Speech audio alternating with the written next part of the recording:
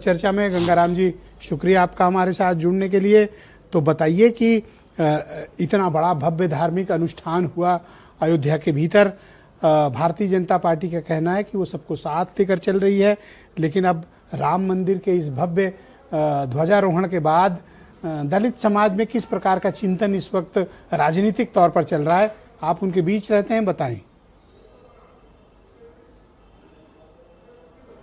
देखिए ब्रजेश जी, एक कहावत है कि जिस सोच का राजा होता है वो सोच एवं संस्कृति ताज़ा होती है। क्योंकि भारतीय जनता पार्टी धार्मिक एजेंडे के आधार पर 1980 से लगातार काम कर रही है, लेकिन भारतीय जनता पार्टी ने सबसे ज़्यादा अगर किसी को पढ़ा है तो बहुजन नायक मानव कांसीराम जी को पढ़ा है। बहुजन नायक मानव कांसीराम जी ने कहा था कि जिसकी जितनी संख्या भारी उसकी उतनी ही भागीदारी। उस भागीदारी के फार्मूले पर जब 1990 में मंडल आयोग की सिफारिश लागू हुई भारत में, तो भारतीय जनता पार्टी ने तुरंत उस नब्ज को समझा और उत्तर प्रदेश में एक बैकवर्ड क्लास के बेटे कल्याण सिंह को मुख्यमंत्री, मध्य प्रदेश में उमा भारती जी को मुख्यमंत्री, दिल्ली में साहिब सिंह वर्मा को मुख्यमंत्री बनाने का काम किया। इसके बाद नरेंद्र मोदी जी के आने के बाद जिस तरह से उन्होंने सबका साथ, सबका विकास, सबका विश्वास के फार्मूले के आधार पर जहां अपने धार्मिक एजेंडे और संस्कृति को आगे बढ़ाने का काम किया, वहीं पर चाहे वो बहुजन सियासत में बाबा साहेब अम्बेडकर के पंच तीर्थ बनाने का हो, चाहे संत शिरोमणि गुरु रविदास को सम्मान देने का हो, चाहे महर्षि वाल्मीकि के नाम पर अंतर्राष्ट्रीय स्तर का हवाई अड्डा बनाने का हो, तो उस तरह उन्होंने तमाम संस्कृति और आस्थाओं को भी सजोने संवारने का काम किया है। तो नरेंद्र मोदी जी को समझना और पढ़ना बहुत जरूरी है। वो केवल मानव कांसीराम जी को भारत की सियासत पर केवल श्री नरेंद्र मोदी जी ने समझा है।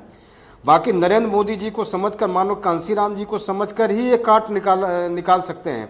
बाकी क्योंकि चादर लंबी दिख रही है, ओढ़ने वाले कम हैं। मैं पीडीए के बारे में कहना चाहता हूं कि पीडीए हो सकता है फार्मूला मानव कांसीराम जी का 1585 का हो, लेकिन जिस तरह ईमानदारी के साथ होना चाहिए उस तरह अभी नहीं हो रहा है। और ये 1585 क्या हुआ सर? 80-20 तो हम लोगों ने रिसेंटली सुना था बीजेपी वालों से, पर ये 85-15 क्या है? मानव कांसी, देखिए बहुजन समाज पार्टी का जब उदय हो रहा था तो मानव कांसीराम जी का एक नारा था कि 15 छोड़ 85 जोड़, बाकी सब है DS4। उस समय क्योंकि एक बड़े समाज को तैयार करने के लिए जिनका नाम शोषण में ज़्यादा आ रहा था, उन जातियों को अपने उस मुकाम से अलग करके मानव कांसीराम जी ने उस वंचित, पीड़ित, सताई, पछाड़ी जातियों को एक प्लेटफार्म पर इकट्ठा करने का प्रयास किया था। 85% में क्या आप OBC, EBC, scheduled caste, scheduled tribe और मुस्लिम इनको जोड़ते हो? आज जो पीडीए का फार्मूला पिछड़ा दलित अल्पसंख्यक, आज जो पीडीए का फार्मूला है पिछड़ा दलित अल्पसंख्यक, तो उस पीडीए के फार्मूले को मानव कांसीराम जी ने 1984 में जो है शुरुआत की थी। आपके हिसाब से कांसीराम जी को मोदी भी फॉलो कर रहे हैं? आपके हिसाब से कांसीराम जी को अखिलेश यादव और राहुल गांधी भी फॉलो कर रहे हैं, तो फिर अंतर कहाँ है?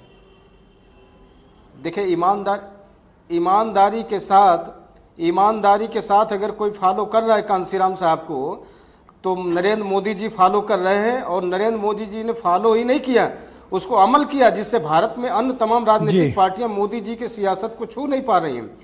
तो मोदी जी की सियासत को छूने के लिए सबसे पहले मोदी जी से लड़ाई लड़ने वाली पार्टियों को मानव कांसीराम जी पर अध्ययन करना चाहिए, चिंतन करना चाहिए। मानव कांसीराम जी को जिस दिन वो चिंतन कर लेंगे तो निश्चित तौर से। बहुत शुक्रिया अम्बेडकर जी, हमारे साथ मोदी जी का जो चर्चा में सर बने रहिएगा। मैं इसको तोड़ने के लिए बेताब नजर आते हैं, उनके लिए एक बढ़िया हथियार मिल सकता है। मैं के गौतम जी को आमंत्रित करता हूँ।